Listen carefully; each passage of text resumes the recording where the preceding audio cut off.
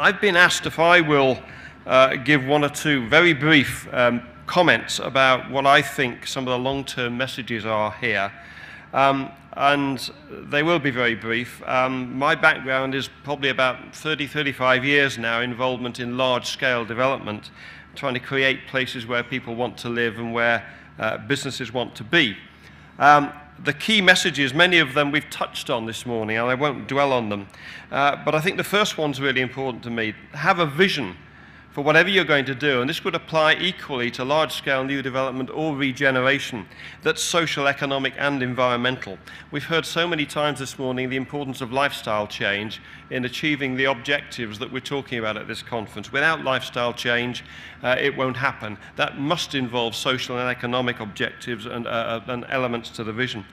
Work out long-term governance and management at the very beginning. Again, really encouraging to see this now being done. I know all the eco-towns have been asked to do it. Clearly, One Brighton has done it as well. And make sure there are adequate sources of secure funding for some of those long-term activities, because poor management can kill what looks wonderful on architects' drawings and wonderful marketing videos. Build to the highest quality to reduce longer-term maintenance costs, an obvious one, and it's been touched on already. Try to get long-term investment involved in the development as opposed to the build, sell and leave attitude which has been typical of most house builders. And linked to that, think very hard up front about land ownership if you get the opportunity. Depending on the kind of projects people are involved in, that may be a given.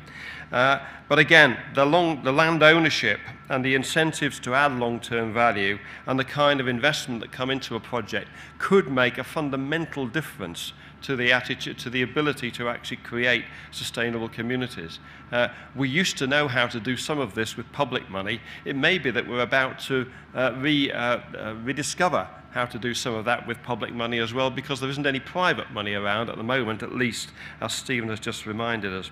So those would be my 5 messages from 30 years of involvement in long-term, large-scale development. It simply remains for me, before handing over to Sue, to remind you that there's a buffet lunch, there's some exhibition stands at the back, and you've got to be back in your seats, please, by 2 o'clock prompt for Kevin MacLeod and the next session. But just before you do go off for lunch, Sue Riddleson.